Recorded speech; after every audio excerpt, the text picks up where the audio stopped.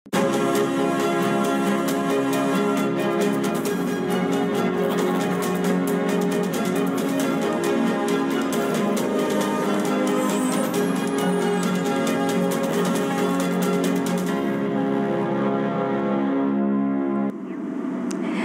saudara, kota Manado adalah kota yang tidak pernah berhenti bergerak. Manado terus berbenah diri, terus menata diri untuk menjadi sebuah kota yang maju dan pastinya mensejahterakan masyarakatnya.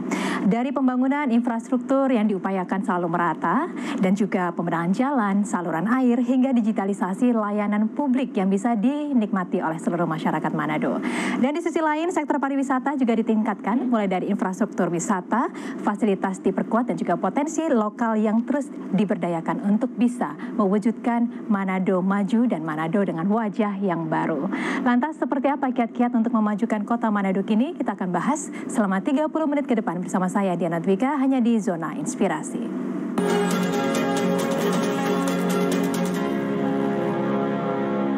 Baik, untuk membahasnya saat ini di studio Kompas TV sudah hadir Wali Kota Manado, Bapak Andreu Angau. Bapak, terima kasih banyak sudah hadir di Kompas TV, baru landing ya Pak ya di Jakarta, langsung hadir di sini. Kita pastinya ingin menantikan nih, ini visi misi Bapak untuk bisa kembali memajukan Kota Manado seperti apa nih Pak? Kalau kita mengetahui Bapak ingin sekali ya terus meningkatkan infrastruktur dasarnya gitu untuk pembangunan yang berkelanjutan. Seperti apa Pak kiatnya? Jadi prinsipnya pemerintah itu ada untuk apa kan? Kan pemerintah itu ada untuk mensejahterakan masyarakatnya. Sejahtera itu apa? Kan sejahtera berarti pendapatannya besar, PDRB-nya tinggi, biaya hidupnya rendah. Nah, jadi kita fokus di situ saja. Kita fokus bagaimana pendapatan masyarakat bisa tinggi, biaya hidupnya rendah. Dan hal yang terpenting itu adalah infrastruktur. Untuk meningkatkan PDRB, meningkatkan pertumbuhan ekonomi, kita kan perlu investasi. Investasi harus masuk sebanyak mungkin. Kita perlu ekspor namanya. Tapi ekspor dalam hal ini pariwisata termasuk. Di mana kita mau uang yang berada di dunia ini sebanyak mungkin masuk ke daerah kita. Dalam hal ini Kota Manado. Lalu konsumsi harus jalan. Nah, itu pertumbuhan ekonomi akan tinggi, PDRB akan tinggi. Nah, untuk investasi, contoh. Kita perlu infrastruktur. Tidak ada yang akan investasi contoh pariwisata. Tidak ada orang yang akan investasi pariwisata, bikin hotel dan sebagainya kalau di Manado itu jalannya rusak. Benar. Setiap hujan banjir dan lain-lain gitu. Lalu kayak pariwisata yang akan mendatangkan uang ke kita. Orang tidak akan datang berwisata di Kota Manado kalau kotanya jelek. Nah, jadi kita perlu membuat infrastruktur yang baik. Dan sekaligus waktu kita bikin infrastruktur yang baik, biaya hidup masyarakat pasti akan lebih murah. Kita perbaiki drainase saluran sehingga menghindari banjir. Kalau banjir kan biaya. Kan sofanya tenggelam, sepatunya hanyut dan sebagainya harus beli lagi. Tapi kalau kita bisa meminimalisir itu, biayanya juga akan berkurang. Nah, jadi kita yang konkret-konkret aja, yang bisa diukur. Fokus kita bagaimana mensejahterakan masyarakat. Dan hal yang sangat penting adalah infrastruktur. Infrastruktur ini macam-macam, termasuk sekolah, termasuk fasilitas kesehatan. Nah, itu kan kita harus fokus juga. Karena pembangunan bangsa tidak akan sustain kalau pendidikan dan kesehatan kita jelek. Nah, jadi sekolah-sekolah juga kita perbaiki. Mau belajar bagaimana kalau hujan lalu bocor? Benar-benar. Jadi infrastruktur ini menjadi salah satu kunci utama ya Pak ya dalam periode kedua Bapak begitu ya memimpin di Manado ini. Ya, dari periode pertama sampai sekarang. Artinya memang ini menjadi layanan dasar yang harus terus dijalankan di setiap periode pemerintahan siapapun. Iya, dan saya berharap tidak di kotak-kotak ya. Iya. Karena ini approach kita kan approach holistik. Approach menyeluruh. Jadi contoh pariwisata, ya related to infrastructure. Iya, benar. Pendidikan, related to infrastructure. Kesehatan, related to infrastructure. Iya. Dan yang pasti ya Pak, di tengah sebuah upaya untuk memajukan sebuah daerah, biasanya salah satu problematika ini adalah cuaca Pak, kendalanya Pak. Dan kalau kita mengetahui, biasanya kan kendala yang sering terjadi di sana itu adalah banjir ya Pak ya. Nah, revitalisasi saluran air, drainase yang saat ini terus dilakukan itu seperti apa untuk mengatasi hal ini ya Pak ya? Kalau cuaca kan itu dari Tuhan, atas. ya. Ya sekarang ada namanya rekayasa, okay. Tapi ya itu mainly dari atas lah. Benar. Kita harus memitigasi aja. Kan dalam hal banjir yang untuk Kota Manado ya, yang perlu dilakukan pengerukan semua drainase, anak sungai-sungai dan sampah. Okay. Itu masalah utama yang membuat banjir untuk Kota Manado ya. Yeah.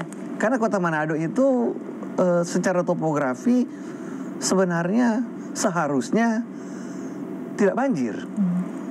Karena secara topografi dia agak langsung turun sampai ke laut gitu. Tidak landai, tidak di. Jadi secara topografi harusnya masalah banjir harusnya minimal lah di Kota Manado. Jadi yang harus kita benahi mengeruk sedimen-sedimen baik di saluran, di anak sungai maupun di sungai, dan mengelola mengenai sampah yang masyarakat biasanya membuang sampah secara tidak pada tempatnya yang membuat dia masuk ke saluran anak sungai dan sungai yang membuat clogging dan terjadi banjir. Ya, artinya memang dibutuhkan kesadaran dari masyarakat juga ya Pak ya. Kalau pemerintahnya sudah proaktif seperti itu untuk mitigasi bencana banjir, salah satunya masyarakat juga harus aktif untuk membuang sampah pada tempatnya begitu ya. Oh iya, harus sama-sama. Harus sama-sama, benar sekali. Dan masyarakat harus sama-sama. Pak, bagaimana upaya untuk bisa menjadikan Manado ini sebagai smart city Pak? Kita harus tahu setiap warga yang ada di kita. Supaya kan kita bisa memberikan treatment yang tepat. Contoh masalah-masalah sosial, kita harus tahu siapa yang membutuhkan. Jangan tidak tepat sasaran, kan hal seperti itu. Jadi untuk kita pendataan lah, smart city kita ke arah digitalisasi. Kalau infrastruktur Kota Manado sudah cukup. Maksudnya untuk infrastruktur layanan digital sudah cukup. Manado ini second gateway dari Indonesia. Jadi koneksi kita keluar itu, Manado ini second gateway. First gateway-nya Batam. Pernah kan seluruh Indonesia internetnya down semua karena masalah di Batam. Nah sekarang Manado jadi second gateway. Jadi kemungkinan untuk down seperti yang lalu itu karena ada second gateway Manado, kemungkinannya terminimalisir. Jadi secara kapasitas untuk infrastruktur digital Manado sudah cukup lah. Nah jadi dari pemerintah kita pakai kan yang kita perlu, yang kita perlu untuk menganalisa, untuk membuat keputusan yang tepat. Benar. Bukan untuk show off kan? Benar. Bukan untuk show off, kasih lihat dan sebagainya. Kita perlu contoh CCTV. CCTV banyak-banyak, tidak ada yang analisa, mubazir. Nah kita perlu CCTV yang tepat guna, yang kita pengennya apa. Nah dengan sekarang ada AI ya kita mencoba mensinkronkan. Jadi bagaimana kita CCTV kita mau coba mendapati orang yang buang sampah sembarangan di tempat-tempat yang kita tahu itu langganan lah, yang kita sudah larang tetap dibuang. Nah tapi itu kita harus pakai CCTV, kita harus pakai AI supaya tidak perlu kita pelototin terus. Bisa dari CCTV itu dengan AI bisa memberikan alert ke kita kalau ada kejadian yang seperti kita mau. Nah dengan begitu mungkin kita bisa pakai face recognition, kita nggak terlalu susah mencari pelaku-pelaku itu, termasuk tindak kriminal ya. Pak Wali, kalau kita berbicara tentang Manado itu nggak afdol kalau kita nggak ngomongin wisatanya nih Pak ya. Boleh kita akan bahas tentang wisata di Kota Manado. Dan pemirsa jangan kemana-mana karena kami akan kembali sesaat lagi, tetaplah bersama kami.